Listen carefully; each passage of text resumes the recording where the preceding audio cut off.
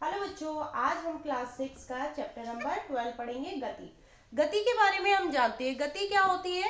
हम कोई भी कार्य को कर रहे होते हैं और जिस प्रकार की गति उसमें लगती है उसको हम क्या कहते हैं? गति कहते हैं। तो पहले आपकी हेडिंग आपकी बुक में दी है विराम अथवा गति की अवस्था। ठीक है, विराम अवस्था और गति अवस्था देख लेते हैं। तो विराम अवस्था में क्या है? यदि समय के साथ वस्तु की स्थिति में परिवर्तन ना हो तो वस्तु विराम अवस्था में होती है।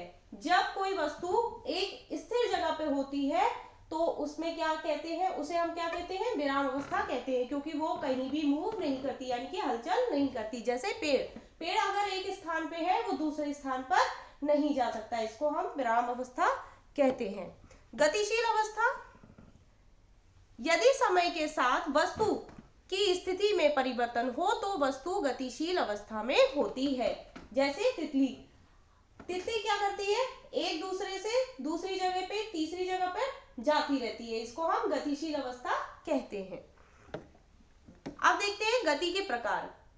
गति करती वस्तुओं के विभिन्न प्रकार होते हैं। ठीक है, विभिन्न प्रकार होते हैं। देखो, ये मैंने आपके लिए कई तरीके की गति करते हुए दिखाई दे रहा है। दौड़ते हुए, चक्का चलता हुआ, घड़ी और पेंडुलम, जो घड़ी के पेंडुलम इधर उधर जाते हैं। ये कई तरीके की यानी कि विभिन्न प्रकार की गतियां होती हैं। उन गतियों के बारे में जान लेते हैं। पहला है सरल रेखीय गति। सरल रेखीय गति, जब कोई वस्तु सरल रेखा में गति करती है तो उसकी गति सरल रेखीय गति कहलाती है। जैसे सीधे सड़क पर दौड़ने वाले वाहन, जो सीधी सड़क होती है और जब उस पर गाड़ियां चलती है तो वो सीधी अवस्था में चलती है, तो इसको हम कहेंगे सरल रेखीय गति। जैसे ट्रेन की पटरी जो होती है वो सीधी अवस्था में पटरी बनी होती है, उसी अवस्था में क्या चल रही होती है? आपकी ट्रेन चल रही होती है, उसको हम सीधी रेखीय गति कह सकते हैं। ठीक।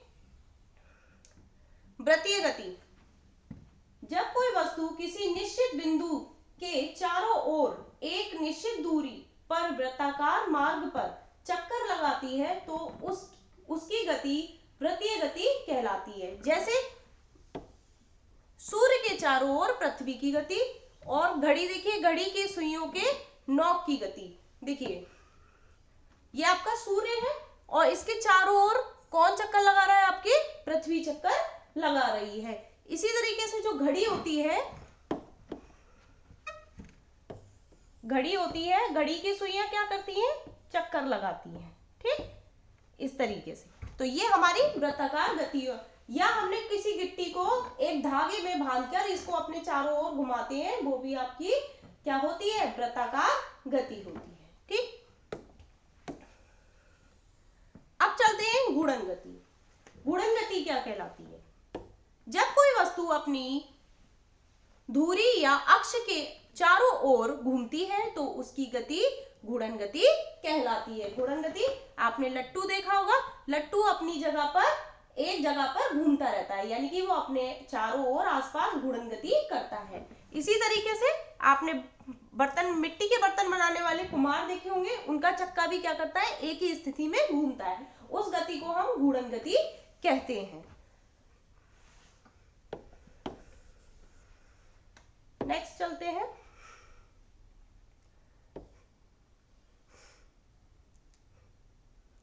आवर्तीय गति, जब कोई गति करती हुई वस्तु एक निश्चित समय के बाद अपनी गति को दोहराती है तो उस गति को आवर्त गति कहते हैं। जैसे आपने देखा होगा, जो घड़ी होती है वो एक चक्कर पूरा करने के बाद वो फिर से अपनी गति को दोहराने लगती है, इसी को हम क्या कहते हैं?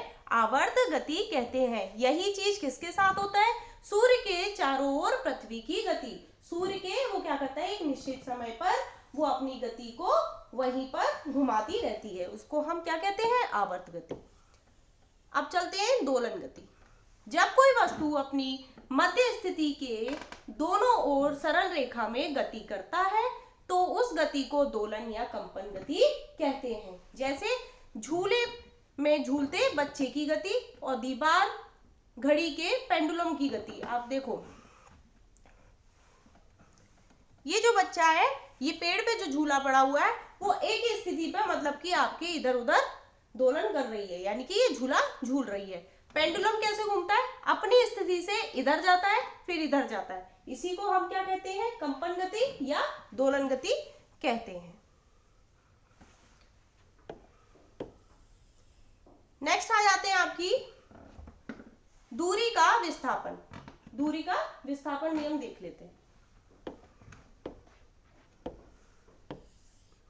किसी वस्तु द्वारा तय किए गए पथ की लंबाई उसकी दूरी कहलाती है।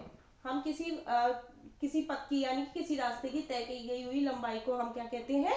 उसकी दूरी कहते हैं। तथा प्रारंभिक स्थिति और अंतिम स्थिति के बीच की न्यूनतम लंबाई यानी दूरी विस्थापन कहलाती है। हमने यहाँ से चाल चली और यहाँ पे खत्म करी, और जो बीच की दूरी है उसको हम क्या कहेंगे? विस्थापन कहेंगे। ठीक,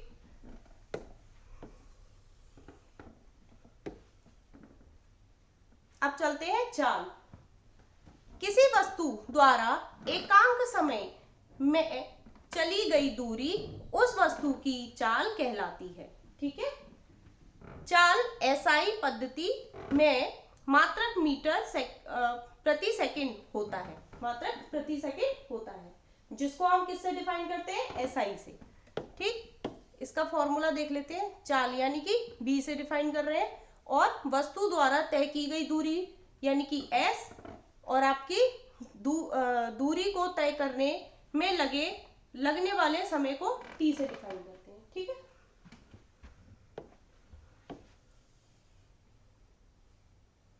अब देख लेते हैं ग्राफ के बारे में। समय, दूरी यानी कि जो ग्राफ जो हम लेते हैं उसमें समय लिखेंगे और दूरी। ग्राफ में विराम अवस्था वाली वस्तु का ग्राफ समय अक्ष के समांतर होता है तथा एक समान चाल के चलने वाली वस्तु का ग्राफ क्षैतिज अक्ष से कुछ कोण बनाते हुए सीधी रेखा होती है। इसे हम क्या कहते हैं? ग्राफ। जैसे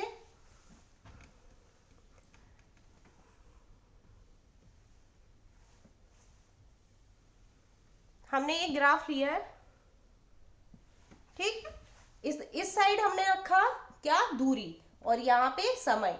जो हम दूरी तय करेंगे और समय तय करेंगे हम इस ग्राफ में बना देंगे, और जो ग्राफ दिखेगा इसी को हम क्या कहेंगे?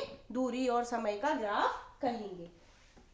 ठीक, तो इसके बाद हम चलेंगे क्वेश्चन आंसर पर।